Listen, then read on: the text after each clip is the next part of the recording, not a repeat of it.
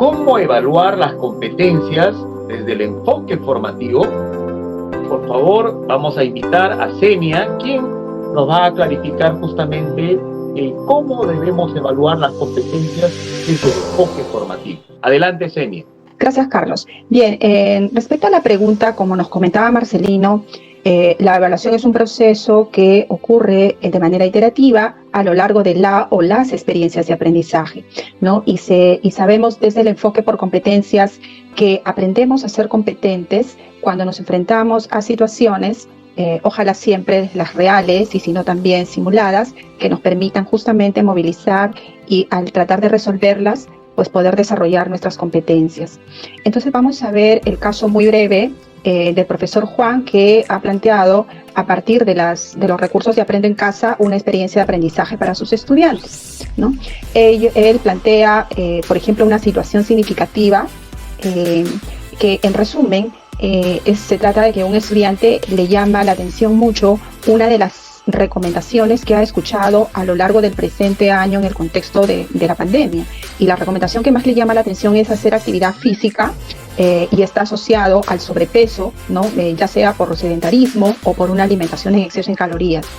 Entonces él empieza a reflexionar y se cuestiona qué relación hay realmente entre los componentes de los alimentos y el contenido de energía de los que acostumbra a consumir su familia, ¿no?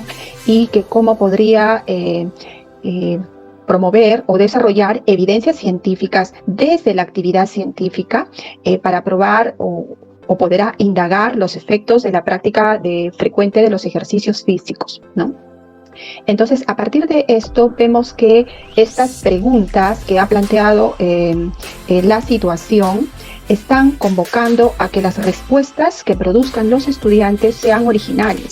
No se va a parecer una respuesta a la otra, estas van a ser distintas y hago énfasis en esto porque más adelante esta idea nos va a servir para anclar un principio de la evaluación formativa. Entonces, estas preguntas que invitan a la acción diversas competencias, en el caso del profesor Juan, focaliza a las competencias científicas. Entonces, el profesor a partir de ello plantea unos propósitos de aprendizaje que aquí los vemos y están referidas a indaga mediante métodos científicos acerca de los ejercicios físicos y el peso corporal, explica con conocimientos científicos la relación entre el tipo y cantidad de alimentos y su contenido energético y argumenta las implicancias de los aportes de la ciencia sobre esta práctica de ejercicios en la conservación de la salud. Y finalmente se plantea también un propósito dirigido a plantear metas de aprendizaje y organizar todas las acciones y monitorearlas, reflexionar y realizar ajustes, ¿no? Entonces vemos que los propósitos de aprendizaje se refieren tanto a la competencia como a la situación, porque es en la situación que se desarrollan las competencias. Esto supone que para plantear los propósitos de aprendizaje, nuestro colega Juan ha identificado brechas de aprendizaje, por lo tanto necesidades e intereses de los estudiantes. Y también supone por parte de él una comprensión amplia de las competencias involucradas. Veamos cuáles son ellas, ¿no? Estas competencias indaga mediante métodos científicos para construir conocimientos. Esta engloba 5 capacidades que se movilizan de manera articulada y que en sinergia constituyen la competencia, ¿no? Está referida a problematizar situaciones, diseñar estrategias para hacer indagación, generar y registrar datos, analizarlos, evaluar y comunicar el proceso y los resultados de esa indagación. También está referida el propósito a la competencia explica el mundo físico con sus 2 capacidades y también a la competencia gestiona el aprendizaje de manera autónoma con sus 3 capacidades. Luego de ello, notamos que el profesor Juan ha previsto estas evidencias que darán cuenta de cada una de estas competencias y propósitos que se ha establecido, ¿no? Notamos que para la competencia indaga, ha previsto que el estudiante presente un reporte de indagación. Luego, explicaciones y argumentos para la otra competencia científica y finalmente un diario reflexivo en el que dé cuenta las ideas sobre la meta que veíamos, las estrategias y los ajustes que el estudiante hará en torno a su experiencia de aprendizaje. Entonces, ya ha establecido el propósito de aprendizaje y el propósito nos dice qué deben aprender los estudiantes. ¿no? Pero veamos que luego es necesario establecer, como nos decía Marcelino, los criterios de evaluación. Estos criterios de evaluación, cuando los vamos a formular los maestros, ¿no? Seguramente que en mejores condiciones, también con la participación de nuestros estudiantes, responden a esta pregunta. Si yo ya tengo el propósito, ¿qué debo aprender? ¿A dónde debo llegar? La pregunta es, ¿qué características o cualidades se espera que muestren las actuaciones o producciones de mis estudiantes cuando enfrentan la situación que les planteo? ¿No? Entonces, esto supone que si son cualidades de eso que esperamos que los chicos muestren, ¿no? Eso será lo que busquemos cuando analicemos las evidencias de las que nos hablaba Marcelino. ¿Y qué cosa ha tenido en cuenta el profesor Juan para formular criterios? ¿No? Los propósitos de aprendizaje es lo primero, ¿no? La situación significativa a la que se enfrenta el estudiante, las evidencias que le plantea y los formula a partir del estándar y los desempeños.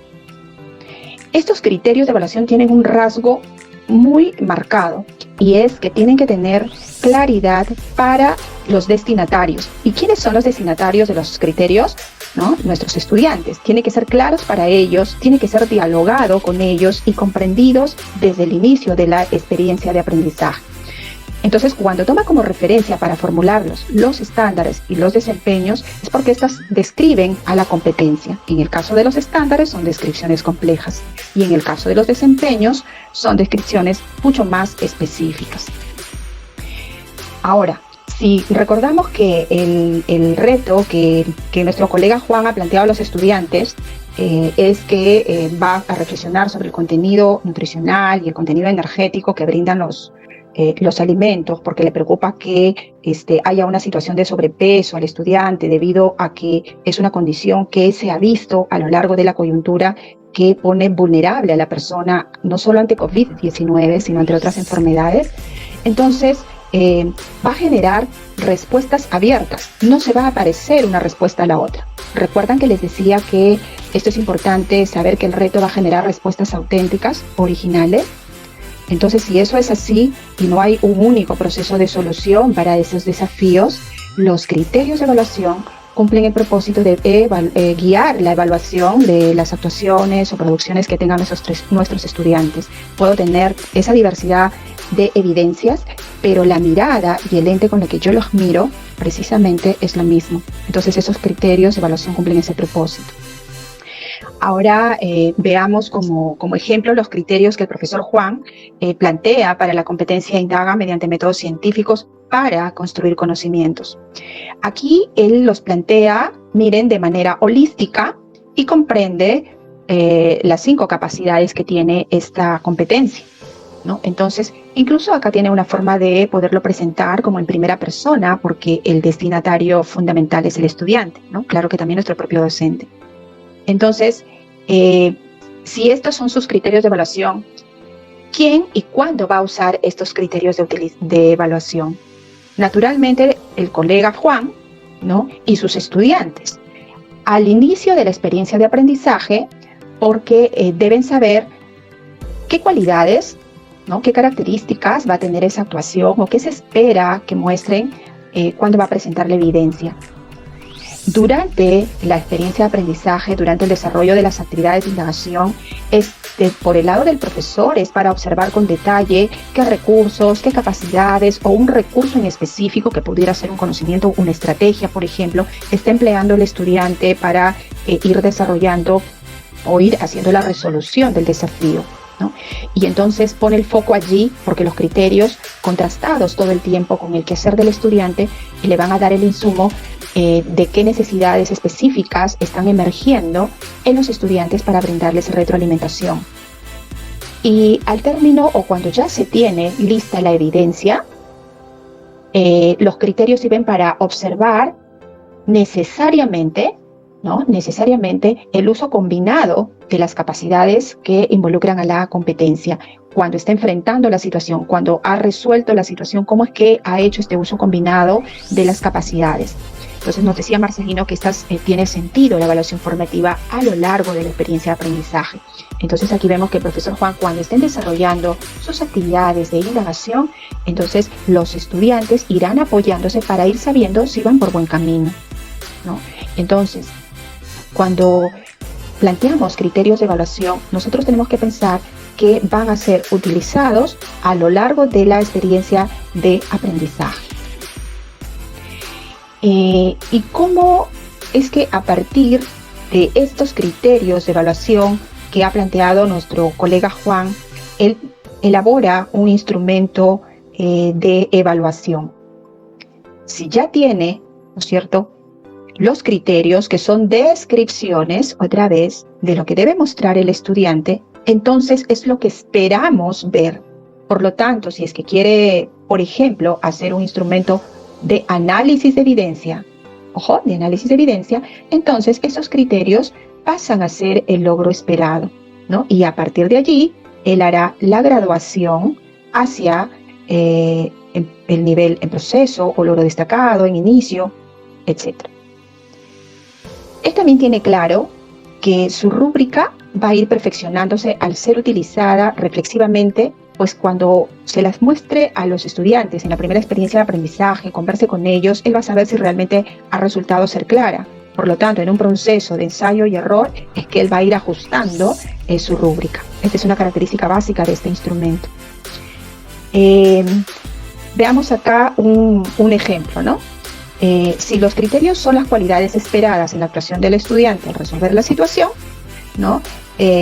Vamos a ver que el profesor también aquí en la competencia no solamente indaga, sino la competencia explica, hace el mismo procedimiento, va hacia el logro esperado y a partir de allí gradúa los demás niveles del logro. Una vez que el profesor ya determinó los criterios y los instrumentos de evaluación, es importante hacer notar que allí no termina el proceso de evaluación, sino que procura hacer posible que esas características, que esas cualidades que queremos que desarrollen los estudiantes, la puedan hacer a través de las actividades que plantea. Por eso es que en este esquema de la evaluación en la experiencia de aprendizaje vemos que si planteó la situación, sus propósitos, evidencias y criterios que pasan, ¿cierto?, a ser el insumo para la elaboración del instrumento de análisis de evidencia, le va a permitir decir, muy bien, si esto es lo que quiero que muestren mis estudiantes, entonces las actividades tendrán que tener oportunidades, secuencia, para permitir que se desarrollen esas cualidades. Por lo tanto, los criterios de evaluación siempre son compartidos desde el inicio con ese propósito y miren cómo articulan todo el proceso de la experiencia de aprendizaje.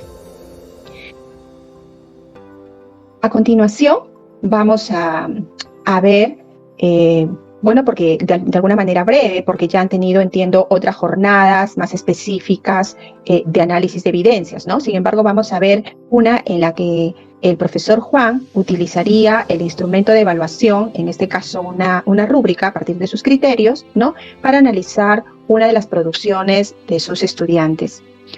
Esta es un reporte de indagación. Recordemos que él buscaba que el estudiante en la competencia indaga pueda hacer un reporte del proceso y resultados de su indagación. Entonces, notamos acá que el estudiante puede plantear el problema, puede plantear la hipótesis, miren, y los objetivos de su indagación. Entonces, ¿qué hace el profesor Juan? El profesor Juan dice, ¿cuáles serían las cualidades que yo buscaba en el reporte? ¿Qué es lo que voy a buscar? Entonces, que plantee la pregunta. Y acá está, ¿no? ¿Qué relación hay entre la frecuencia del salto con soga y el peso corporal? Hace una identificación de variables, ¿no? Plantea su hipótesis, por ejemplo, si cada día aumenta la frecuencia de los saltos con soga, entonces el peso corporal se reduce. Y se plantea un objetivo de su indagación, este estudiante, probar los efectos de la frecuencia de saltos con soga en el peso de su persona, dice. Entonces, acá estoy utilizando colores, ¿no?, para ir notando lo que puede hacer el estudiante. Este es su avance en esta parte de aquí, que ven ustedes de color turquesa o celeste, que plantea pregunta, hipótesis y objetivos. Entonces, en esta siguiente parte de la evidencia, ¿no?, vemos que se espera que tenga la cualidad de ir estableciendo procedimientos, ¿no? Y para quinto grado hay un punto fuerte, digamos así, que va a marcar el progreso de las competencias al final del ciclo, que pueda plantear un grupo de control cuando hace procedimientos para probar su hipótesis, cuando plantea su plan de experimentos o de observaciones. Entonces aquí el estudiante, hay una parte en la que dice, por ejemplo, la prueba de la hipótesis, ¿no? La hice, por ejemplo, considerándome yo mismo como grupo de control. Quiere decir que en una primera semana el estudiante probó, dice acá, que se alimentó como siempre, pero se midió el peso los 5 días y no saltó la soga, ¿no? Entonces, luego cuando ya hizo el experimento con él mismo, ¿no? Comió rutinariamente, mantuvo la misma soga, pero además saltó la soga 30 minutos cada día. Entonces miren bien cómo va este reporte de indagación, va dando cuenta de aquellas cualidades que el profesor esperaba y ha procurado que su estudiante desarrolle. Y también vemos que el estudiante maneja el control de las variables para obtener resultados válidos, que es esto deja ver los procedimientos también que se le pedían, ¿no? A través cuando dice, yo voy a mantener que sea la misma soga, voy a mantener que el tipo de alimentación no varíe. Entonces, cuando está dando cuenta de ello, da evidencia de que en los procedimientos estuvo viendo todos esos procesos, ¿no es cierto?, con los cuales ha obtenido ciertos resultados seguramente. Entonces, él obtiene los datos, ¿no? Cuando ya realiza sus mediciones, obtiene los datos, pero cuando hace mediciones repetidas, ¿no? Vemos que hace 3 mediciones en cada intento y que completa, miren en esta tabla, completa 5 intentos, ¿no? Y calcula para cada intento la frecuencia promedio del salto con soga. Aquí los organiza en la tabla y se ve que requiere que los grafique también, porque concluye aquí en esta parte con tabla nomás. Miren, 3 datos.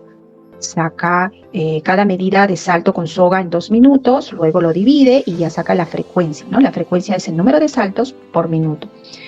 Entonces, luego de ello, vamos marcando con verdecito, ¿no? Luego de ello, vemos que continúa organizando sus datos en otra tabla, ¿no? Una segunda tabla en la que permite comparar su peso inicial con su peso final y obtiene que ha reducido 300 gramos, ¿no? De su peso corporal y que los saltos finalmente fueron desde 182 el primer día, fue aumentando hasta 305 el último día, ¿no? Entonces va realizando cálculos, ¿no? Y organizando estos datos, ¿no? Pero notamos otra vez que requiere hacer gráficas. Vemos además que cita información teórica, ¿no? Luego de sus resultados, y esta teoría en resumen dice por qué es más efectivo el salto con soga, ¿no? Y entonces cita unos datos. Manejar bicicleta, 1 hora se consumen 750 kilocalorías. Correr 700, alzar pesas 400 y saltar la soga 1000 kilocalorías.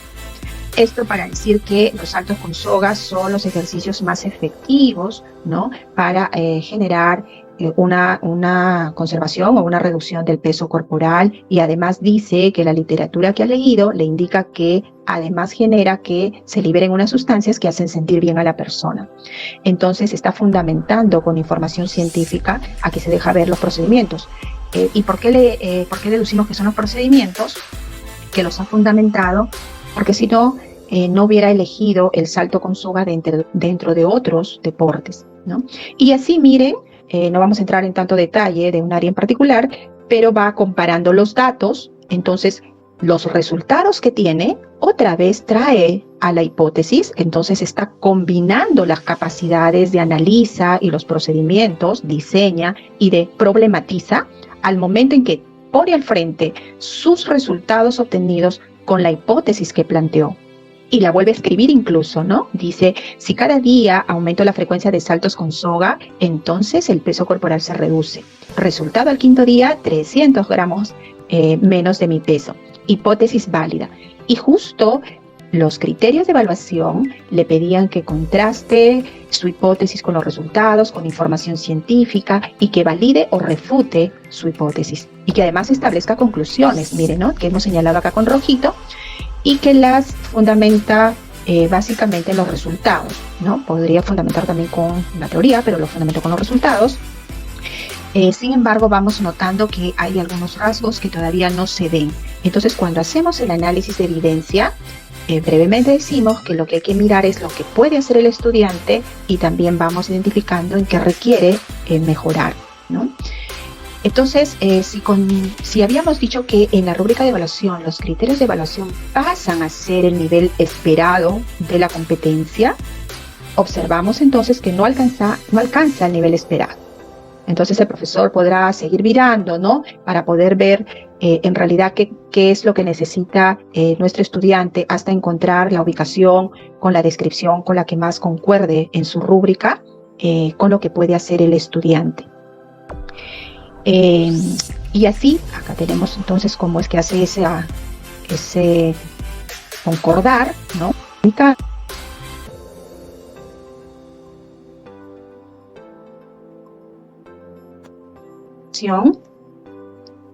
En prever el margen de error, pues al no atender ese proceso requiere también sustentar por qué realiza mediciones repetidas, ¿no? Vemos que requiere representar con gráficas sus datos, ¿no? Y quizás el tema que no lo hizo no le está permitiendo visualizar la tendencia de los datos, que es otra de las cualidades que piden los criterios para nuestros estudiantes de quinto grado, ¿no? Según lo que ha planteado nuestro colega Juan, ¿no? Requiere explicar por qué realiza mediciones repetidas y relacionarlo con estrategias para reducir el error presente en toda indagación, ¿no? Entonces,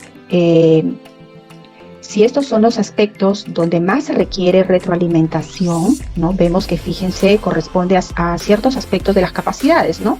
En problematiza va bien, pero en diseño de estrategias hay un punto focal que requiere ser atendido con retroalimentación para que él prevea el margen de error, ¿no? El tema de las gráficas, y cuando evalúa el proceso y resultados de la indagación, necesita mayor acompañamiento para que comprenda la reducción del error a través del grupo de control y del sentido de la repetición de las mediciones. Necesita entonces que priorice la retroalimentación y el profesor Juan puede decidir priorizar aquel aspecto que puede servir de palanca para mejorar en consecuencia en los demás. Por ejemplo, para esos puntos focales que había identificado, ¿no? Él puede prever brindar retroalimentación en cuanto al error. Porque si el estudiante, cuando hace sus procedimientos, prevé el margen de error, entonces va a poder descubrir el sentido de si se reduce ese error cuando establece un grupo de control, cuando hace mediciones repetidas, ¿no? Entonces, este aspecto de priorizar el margen de error, en este caso, es porque la retroalimentación tiene que ir un mensaje a la vez, ¿no? Y si este mensaje es potente para desanudar otros, mejor. Entonces el profesor tiene que tener esa puntería, ese ojo fino de poder identificar esos aspectos claves para poder brindar la retroalimentación. Luego, si bien esa experiencia que acabamos de ver brevemente fuese la que culminara en diciembre, entonces nos permitiría asignar un calificativo, ¿no? Que en este año van a asignarlo a partir del 22 de diciembre, ¿no? Y cuando se tenga ese calificativo de un final de experiencia, ese será, ¿qué significa eso? Será la valoración del desarrollo de la competencia hasta ese momento, ¿no? Todo lo que ha podido lograr hasta ese momento. Luego se obtendrá también un calificativo de área con fines de certificación, ¿no? Cuando ya se entiende que el estudiante ha logrado todas sus áreas, tiene todos sus calificativos, ¿no? Entonces viene ya un proceso administrativo que es parte de una evaluación del aprendizaje referido a la certificación. Ahora vamos a ver algunos puntos centrales para quinto grado que establece la resolución viceministerial 193, ¿no? Aquí se agrupan en dos casos a los estudiantes de quinto grado. En el primero, los estudiantes que vienen recibiendo el servicio Aprendo en Casa o la estrategia remota de su institución educativa. Y en el segundo caso, aquellos estudiantes que no lograron conectarse con su institución, ¿no? O que no lograron ingresar tampoco a la estrategia de Aprendo en Casa. Veamos el primer caso, colegas. Para los estudiantes de quinto grado de secundaria que vienen recibiendo el servicio de Aprendo en Casa, en el mes de diciembre, cuando hagamos la evaluación del aprendizaje con fines de certificación, acuérdense, ¿no? Fundamentalmente va a ser sobre 5 áreas como mínimo. Estas áreas, recordemos que son desarrollo personal, ciudadanía y cívica, ciencias sociales, comunicación, ciencia y tecnología y matemática. Y todas las demás áreas que la institución educativa haya desarrollado, ¿no? Si además de DPCC, sociales, comunicación, CIT y matemática, la institución ha desarrollado inglés, educación religiosa, etcétera, esas áreas también se registran en ese AGIE. Si por alguna razón, en el marco de nuestra actual coyuntura que estamos pasando, y nuestros estudiantes también, no se hubiera desarrollado, no se tuviera evidencia suficiente de un área en particular, entonces el CIAGIE automáticamente la jalará del calificativo de área del grado anterior.